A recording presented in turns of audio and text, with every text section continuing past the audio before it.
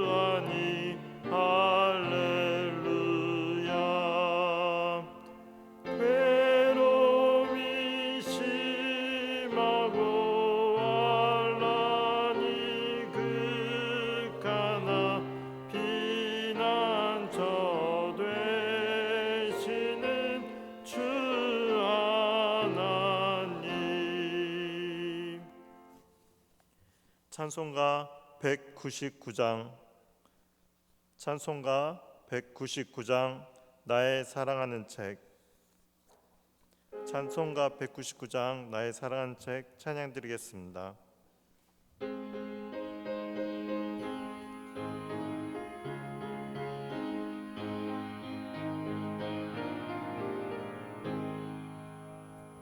나의 사랑하는 책 비록 헤어졌으나 어머니의 무릎 위에 앉아서 재미있게 듣던 말 그때 일을 지금도 내가 잊지 않고 기억합니다. 귀하고 귀하다 우리 어머니가 들려주시던 재미있게 듣던 말이 책 중에 있으니 이 성경 심히 사랑합니다. 옛날 용맹스럽던 다니엘의 경험과 유대 임금 다윗 왕의 역사와 주의 선지 엘리야 바람 타고 올라가던 일을 기억합니다. 귀하고 귀하다 우리 어머니가 들려주시던 재미있게 듣던 말이 책 중에 있으니 이 성경 심히 사랑합니다. 예수 세상 계실 때 많은 고난 당하고 십자가에 달려 죽임 당하니 어머니가 읽으며 눈물 많이 흘린 것 지금까지 내가 기억합니다. 귀하고 귀하다. 우리 어머니가 들려주시던 재미있게 듣던 말이 책 중에 있으니 이 성경 심히 사랑합니다. 그때 일은 지나고 나의 눈에 와나오 어머니의 말씀 기억하면서 나도 시시때때로 성경 말씀 읽으며 주의 뜻을 따라 살려 합니다. 귀하고 귀하다. 우리 어머니가 들려주시던 재미있게 듣던 말이 책 중에 있으니 이 성경 심히 사랑합니다. 사도신경 하심으로 우리의 신앙을 고백하겠습니다.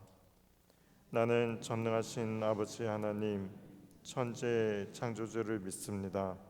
나는 그의 유일하신 아들 우리 주 예수 그리스도를 믿습니다. 그는 성령으로 잉태되어 동정녀 마리아에게서 나시고 본디오 빌라도에게 고난을 받아 십자가에 못 박혀 죽으시고 장사된 지 사흘 만에 죽은 자 가운데서 다시 살아나셨으며 하늘에 오르시어 전능하신 아버지 하나님 우편에 앉아 계시다가 거기로부터 살아있는 자와 죽은 자를 심판하러 오십니다. 나는 성령을 믿으며 거룩한 공교회와 성도의 교제와 죄를 용서받는 것과 몸의 부활과 영생을 믿습니다. 아멘. 김동건 목사님께서 귀하신 하나님의 말씀을 전하시겠습니다. 네, 오늘 우리에게 주시는 하나님의 말씀 시편 119편 121절부터 128절까지 말씀입니다. 시편 119편 121절부터 128절까지 말씀입니다.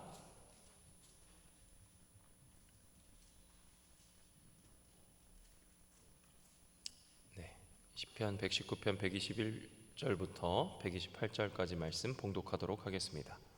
내가 정의와 공의를 행하였사오니 나를 박해하는 자들에게 나를 넘기지 마옵소서. 주의 종을 보증하사 복을 얻게 하시고 교만한 자들이 나를 박해하지 못하게 하소서. 내 눈이 주의 구원과 주의 의로운 말씀을 사모하기에 피곤하니이다. 주의 인자하심대로 주의 종에게 행하사 내게 주의 율례들을 가르치소서. 나는 주의 종이오니 나를 깨닫게 하사 주의 증거들을 알게 하소서. 그들이 주의 법을 폐하였사오니 지금은 여호와께서 일하실 때니이다. 그러므로 내가 주의 계명들을 금 곧 순금보다 더 사랑하나이다. 그러므로 내가 범사의 모든 주의 법도들을 바르게 여기고 모든 거짓 행위를 미워하나이다. 아멘. 오늘 말씀은 정의와 공의를 행하는 한 사람의 하나님을 향한 기도를 우리에게 보여주고 있습니다. 121절을 읽어보겠습니다. 내가 정의와 공의를 행하였사오니 나를 박해하는 자들에게 나를 넘기지 마옵소서. 정의와 공의를 행한다는 말은 같은 말의 반복처럼 보이지만 풀어서 보자면 법도 잘 지켰고 의로운 길에서 벗어나지 않았다라는 이 두 의미를 이렇게 나열한 표현입니다. 어떤 사람들은 이 말이 율법주의는 아닌가 의심하기도 합니다. 그러나 이 말은 율법주의자의 교만한 말이 아니라 오히려 억울한 일을 당하고 있는 한 사람의 탄식으로 볼 수 있어요. 법을 어긴 적도 없고 어떤 사람에게도 피해를 준 일이 없는데 지금 이 사람이 왜 탄식을 하고 있을까요? 121절을 다시 보십시오. 이 사람은 지금 박해를 당하고 있는 것 같아요. 그리고 하나님을 향해서 자신이 기도하고 부르짖는 그 대상을 향해서 탄식하고 있는 것이죠.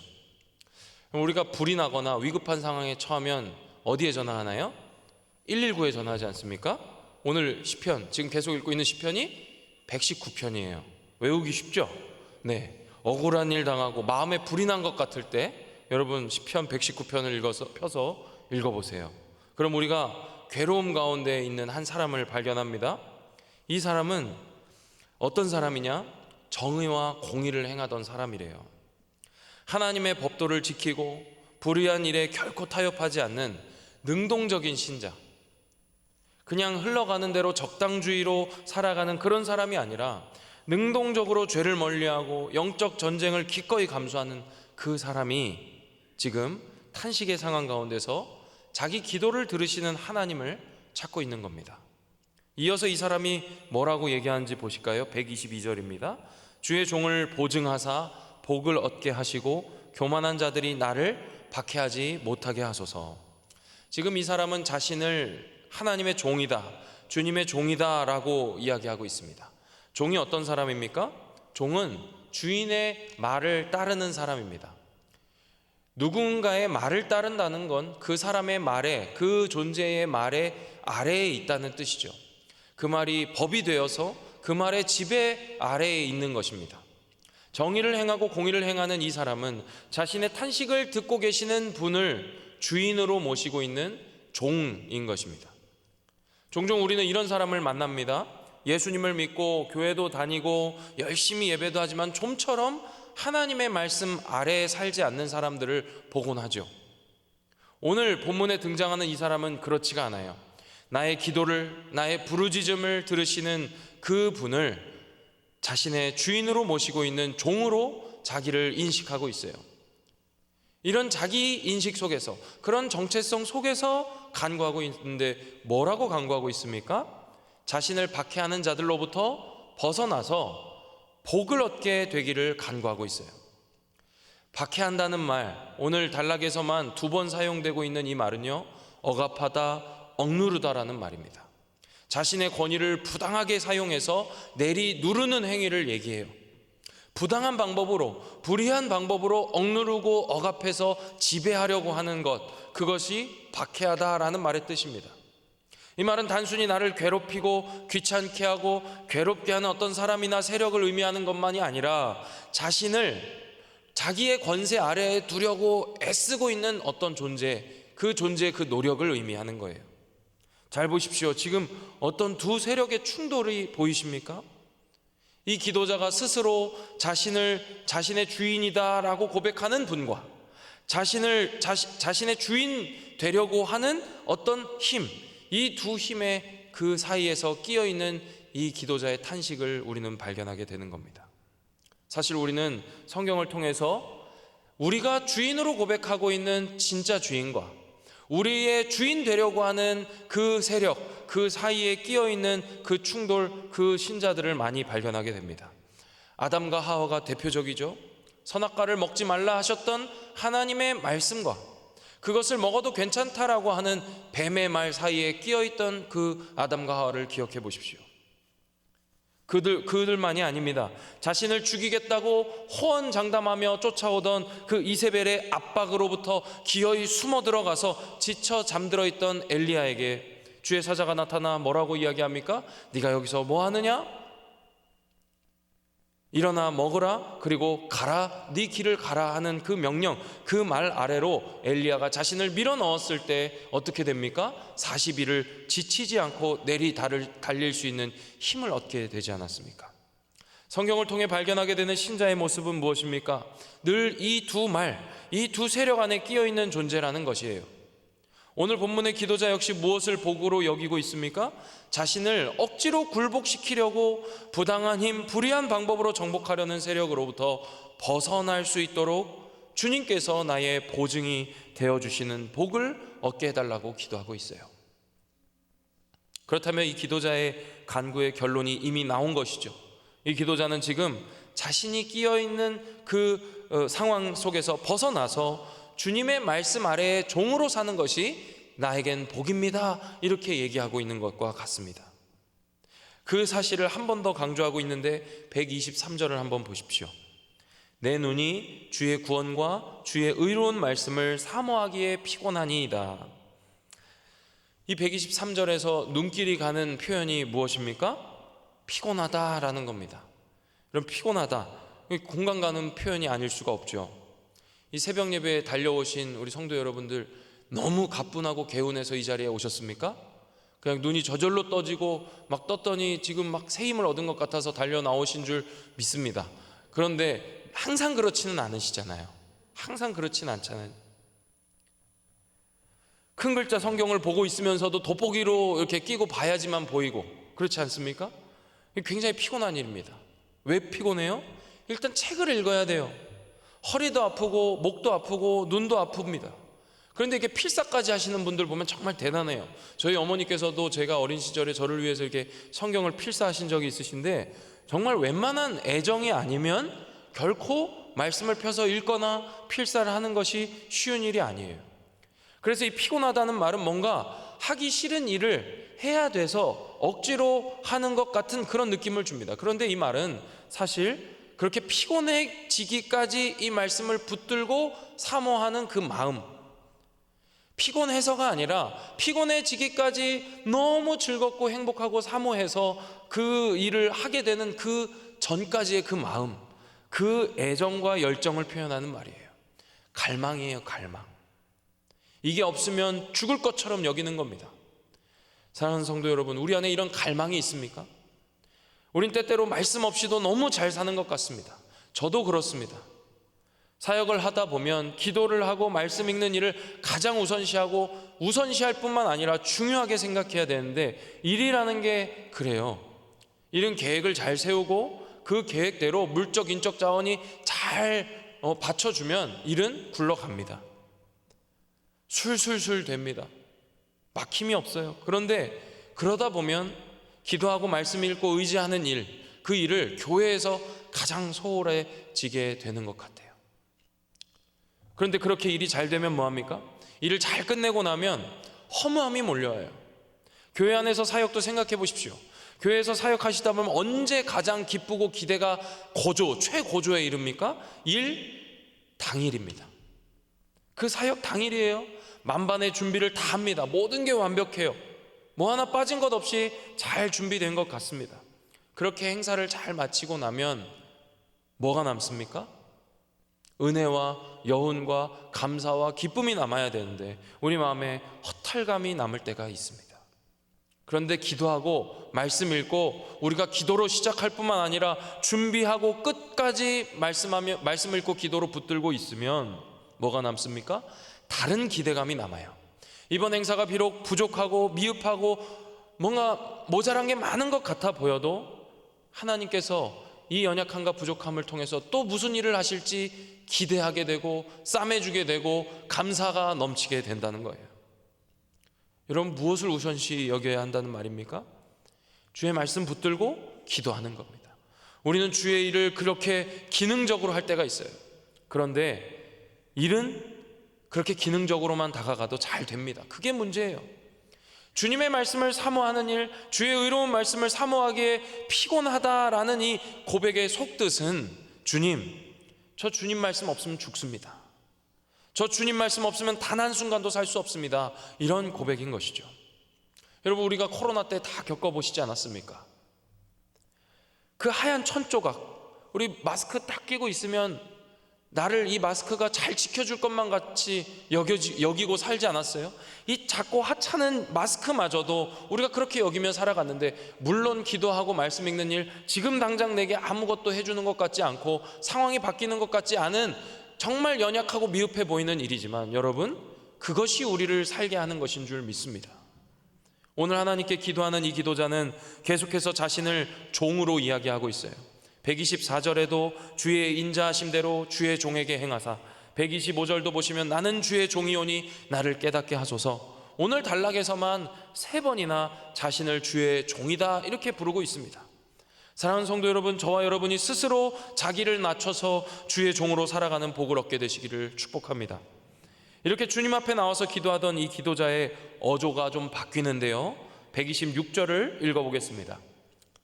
그들이 주의 법을 폐하였사오니 지금은 여호와께서 일하실 때니이다. 이 기도자의 기도가 어떻게 바뀌었는지 눈치를 채셨습니까? 지금까지는 자신의 정의로움과 공의로움을 근거로 주님의 주인이신 하나님께 호소하던 이 기도자가 이제는 직접 자신의 주인이시고 자신의 기도를 들으시는 그분의 정체를 드러내며 말합니다. 여호와께서 일하실 때입니다. 여러분, 이게 신자인 기도의 정수예요. 우리가 탄식하는 상황, 억울한 일을 당하고 불의함 속에서 나의 정당함을 주장하다가도 어떤 벽에 부딪힌 것 같은 그 상황, 여러분 그런 상황 한 번씩 마주해 보신 적 있으실 거예요. 내가 이렇게 잘 살아왔는데, 내가 어려서부터 단 한 번도 죄 안 짓고 성실하고 정직하게 살아왔는데 왜 이렇게 되는 일이 하나도 없는지, 왜 세상은 나를 몰라주는지, 내가 큰 걸 바라는 것도 아닌데 그냥 내가 노력한 만큼, 내가 애쓴 만큼만 내가 보상을 얻는다면 두말할 것 없이 내가 만족할 텐데, 참 우리 하나님 야속하시고 나를 몰라주는 것 같다 여겨질 때 있으실 거예요. 주님 앞에서 내가 성실한 종으로 교회 안에서나 밖에서나 그렇게 열심과 성의를 다해서 분투하고 씨름하며 살아왔는데 왜 나는 복을 받지 못하고 이날 이때까지 고생하며 살까? 아마 그런 생각 새벽마다 하시지 않으십니까? 저희 어머니께서도 저를 배에 가지고 계실 때부터 어린 시절에도 마찬가지로 이 새벽 예배마다 저를 끌고 다니셨습니다. 제가 어린 시절에 다녔던 교회는 작은 개척교회였는데요, 저희 어머니께서 저를 데리고 다니시면서 제가 간다고 했는지 아니면 그냥 데리고 다니셨는지 모르겠지만 늘 이렇게 기도하는 모습을 보여주셨어요. 지금으로 치자면 지금 우리 교회를 기준으로 저희 집은 우성 아파트 정도 거리에 있었던 것 같아요. 항상 교회 중심으로 사시려고 그렇게 교회 가까이서 사셨던 것 같습니다. 저를 데리고 그 지하로 내려가서 그 꿉꿉한 냄새가 나는 그 방석을 깔고 앉고 저는 그 옆에 누워가지고 기도하시는 어머니들의 모습을 이렇게 봤었습니다. 뭐가 그렇게 억울한 일이 많은지 벽을 손바닥으로 치고 땅을 치고 눈물 콧물 범벅이 되면서 하루 이틀이 아니라 매일같이 그렇게 새벽에 나와 기도하시던 저희 어머니와 그 당시 그 개척교회 집사님들의 모습이 지금도 가끔 눈을 감고 이렇게 기도가 되지 않을 때에는 보일 때가 있어요. 그때 무슨 기도를 하시는지 아십니까? 하나님께서 하셔야 됩니다. 하나님이 하셔야 됩니다. 하나님이 일하실 때입니다. 하나님 제발 살려주세요. 정말 절박함 가운데서 주의 이름을 부르짖던 그 어머니들의 기도가 귓가에 계속 들리고 있는 것 같아요. 그런데 여기서 끝이 아닙니다. 오늘 우리에게 기도를 가르쳐주고 있는 이 기도자는 지금 하나님, 이제 저는 할 만큼 했으니까 하나님 차례입니다. 하나님도 좀 힘 좀 써보세요. 제가 언제까지 주님의 말씀 이렇게 따르고 살아야 됩니까? 하나님 제발 좀 바라봐 주세요. 이렇게 푸념어린 불평이 서려 있는 기도가 아니라 매우 성숙한 기도, 그리고 하나님께서 일하시기를 간구하는 자의 바른 자세가 무엇인지를 우리에게 가르쳐주면서 이 기도를 마무리하고 있는데 127절과 128절을 읽어보겠습니다. 우리 한 목소리로 크게 읽어볼까요? 127, 128절입니다. 시작. 그러므로 내가 주의 계명들을 금 곧 순금보다 더 사랑하나이다. 그러므로 내가 범사의 모든 주의 법도들을 바르게 여기고 모든 거짓 행위를 미워하나이다. 이 기도자는 이제 하나님 뜻대로 하세요. 저는 이제 할 만큼 했습니다. 이런 태도가 아니라 다시 처음으로 돌아와서 이렇게 말합니다. 주님, 제가 주님의 말씀을 사랑합니다. 금보다 더 사랑합니다. 주님, 제가 주의 뜻대로 살아가는 것이 좋은 길인 줄 믿고 불의한 길에서 제가 떠나 있겠습니다. 주님, 저는 제게 맡겨진 일을 계속 해나가겠습니다. 이런 말이에요. 사랑하는 성도 여러분, 지금 이 기도자의 기도처럼 우리가 아무리 의롭게 살려고 하다가도, 그렇게 살아보려고 애쓰더라도 우리를 가만히 두지 않는 세상에서 힘겹게 살아가고 있지 않습니까? 내가 아무리 정의를 행하고 내가 아무리 공의를 행한다 한들 나를 박해하려는 세력들로부터 자유롭지가 않잖아요. 세상 주위 어디를 둘러봐도 정의라고는 찾아볼 수도 없고 불의를 미워하는 공의 역시 희미한 이 세상 속에 놓여 있지 않습니까? 그래서 그런 방식으로 사는 것이 때로는 어리석어 보이기도 하고 미련해 보이기도 하지 않습니까? 그래서 그런 방식으로는 사는 것이 때는 그런 방식으로 살아서는 이 박해하는 자들로부터 내가 자유할 수 없다라는 생각이 들 때가 있지 않습니까? 그래서 이 박해하는 자들의 소리가 훨씬 탁월해 보이고 지혜롭게 여겨지기도 하지 않습니까? 요즘이야 금값이 조금 떨어졌다고 하지만 아직도 이 금은 힘이 있습니다. 여러분, 금 10돈 줄 테니까 2발 뻗고 자라 하는 말과 아니다, 금이 중요하냐, 새벽에 나와서 기도하라는 말, 이 두 말 탁 주면 여러분, 금 10돈 벌써 머릿속에 계산이 탁 되시잖아요. 어떤 걸 선택하시겠어요? 기도하고 말씀 읽고 여러분, 무릎 연골 다 닳습니다. 어깨 아파요. 그냥 편히 주무시고 10돈 받는 게 더 유익한 일 아니겠어요? 그런데 이런 상황에서 주의 말씀을 읽는 걸, 주님께 나와 기도하는 걸 내가 금보다 더 사랑한다. 이 고백이 우리의 고백 될 수 있기를 축복합니다. 생명을 걸고 기도와 말씀에 전무하는 저와 여러분 될 수 있기를 축복합니다. 바로 우리 구주 예수님께서 그 불의의 걸음더미 위에서 부활의 소망을 꽃피우신 것처럼 이 험하고 거친 세상 속에서 순결한 백합처럼 피어나시는 저와 여러분 될 수 있기를 바랍니다. 우리 함께 말씀을 생각하시면서 기도하겠습니다. 주님, 제가 이 박해와 불의함 속에서 주님께 탄식하며 기도하고 부르짖을 때 주님 응답하여 주옵소서. 내가 주의 말씀을 사모하는 일이 금보다 더 귀한 일이라고 믿고 따라가오니 주님 나를 돌봐 주시옵소서. 이렇게 기도하기 원합니다. 더불어 우리 공동의 기도의 제목을 놓고 기도하실 때 우리 담임 목사님 이제 이번 주일을 지나서 안식월을 떠나시는데 주님께서 주시는 평안과 기쁨의 안식을 누리시고 회복되어 돌아오셔서 다시 힘있게 주에 맡겨진 사역 감당하실 수 있도록 보살펴 달라고 주님께 기도하기를 원합니다. 우리 교회를 위하여 기도하실 때에는 상반기 사역과 또 이번 주일에 있을 온 가족 예배 가운데 하나님의 특별한 은혜 있게 해달라고 기도하시고 또 온 가족이 나오지 못하고 홀로 예배당에 나오는 이들도 주님 안에서 한 가족임을 발견하게 되는 예배 되게 해달라고 기도하시길 바랍니다. 이 나라와 민족을 위하여 기도하실 때 얼마 남지 않은 대선과 이 혼란한 전국 가운데 주의 다스리심이 있기를 간구하기 바랍니다. 또 선교사님들과 교회를 위하여 기도하실 때 대만에 있는 준타우탄 교회, 인도네시아 수카다르마 교회와 겨자씨 교회, 또 일본에 있는 동경은평교회와 또 리빙처치와 김민서 목사님 가정을 위해서 기도해 주시고 우리 모든 환우분들을 위하여 기도하겠습니다. 우리 주님의 이름 한번 부르시고 우리 각자의 기도의 제목을 놓고 함께 기도하겠습니다. 주여, 사랑과 은혜가 풍성하신 아버지 하나님 고맙고 감사합니다. 우리에게 주님을 주인 삼아 나를 종으로 여기며 부르짖고 탄식할 수 있는 그 믿음의 특권 허락하신 것 고맙습니다. 우리가